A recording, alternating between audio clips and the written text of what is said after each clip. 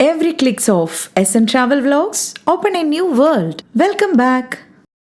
Hi കൊച്ചു കൂട്ടുകാരെ, നിങ്ങൾക്കെല്ലാവർക്കും കഥകൾ കേൾക്കാൻ ഇഷ്ടമല്ലേ? എന്നാൽ നമുക്ക് ഒരു സിംഹത്തിൻ്റെയും മുയലിൻ്റെയും കഥ കേട്ടാലോ? പണ്ട് ഒരു കാട്ടിൽ മൃഗങ്ങളെല്ലാം ആടിപ്പാടി കളിച്ചു ചിരിച്ച് സന്തോഷത്തോടെയും സമാധാനത്തോടെയും ജീവിച്ചിരുന്നു. അങ്ങനെ കഴിഞ്ഞു വരവേ ഒരു ദിവസം ആ കാട്ടിലേക്ക് ഒരു സിംഹം കടന്നു വന്നു.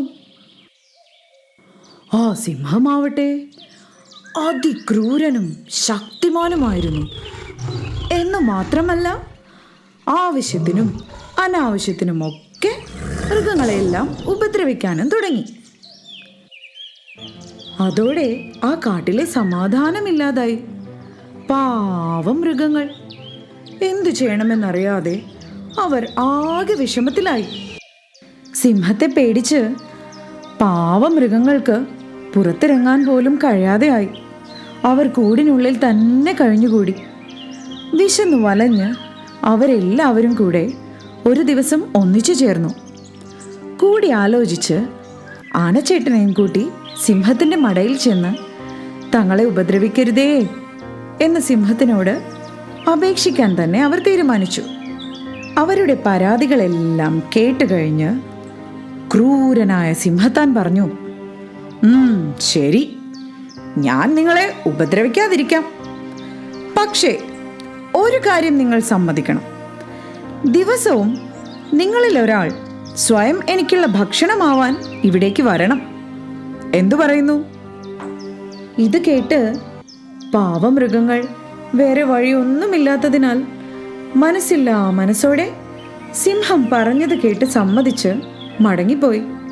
പിറ്റേ ദിവസം മുതൽ ഓരോ മൃഗങ്ങളും സിംഹത്തിന്റെ മടയിലേക്ക് പോകാൻ തുടങ്ങി. ആദ്യത്തെ ദിവസം പന്നിക്കുട്ടന്റെ ഊഴമായിരുന്നു.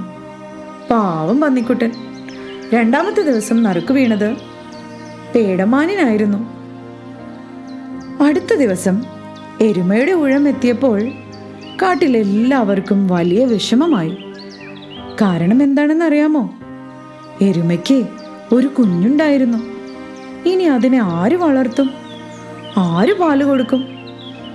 വിഷമത്തോടെ പാവം എരുമ പോകാനൊരുങ്ങവേ ബുദ്ധിമാനായ മുയലച്ചൻ പറഞ്ഞു, എന്തായാലും ഒരു ദിവസം ഞാനും പോകേണ്ടി വരും. ഇന്ന് ഞാൻ പോകാം. അങ്ങനെ നടന്ന് മുയലച്ചൻ സിംഹത്തിന്റെ മടയിലെത്തി. നേരം വൈകി വന്ന മുയലിനെ കണ്ട് സിംഹം ദേഷ്യത്തോടെ അലറി, എത്ര നേരമായി ഞാൻ വിശന്നു വലഞ്ഞിരിക്കുന്നു, നീ എന്താ ഇത്ര വൈകിയത്?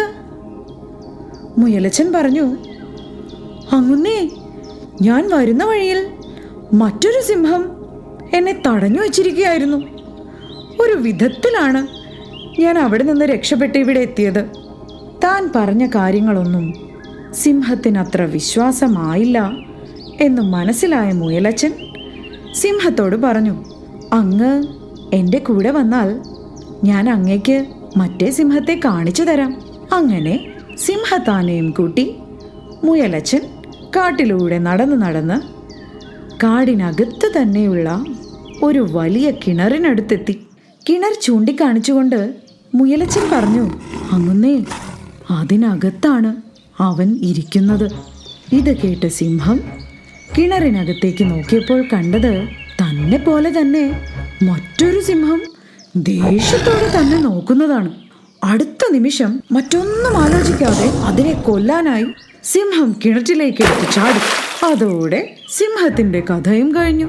മുയലച്ചൻ ഈ സന്തോഷ വാർത്ത മറ്റു മൃഗങ്ങളെ അറിയിക്കാനായി ഓടി. അങ്ങനെ കാട്ടിൽ വീണ്ടും സന്തോഷവും സമാധാനവും തിരിച്ചു വന്നു. കുഞ്ഞുങ്ങളെ, ഈ കഥയിൽ നിന്ന് നിങ്ങൾക്ക് എന്തൊക്കെ മനസ്സിലായി? എന്തു കാര്യവും ആലോചിക്കാതെ എടുത്തു ചാടി പ്രവർത്തിക്കരുത്. പിന്നെയോ, ശക്തി മാത്രമല്ല, നമുക്ക് ബുദ്ധിയും വേണം.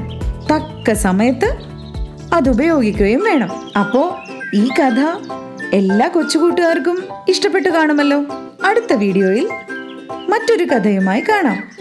ബൈ.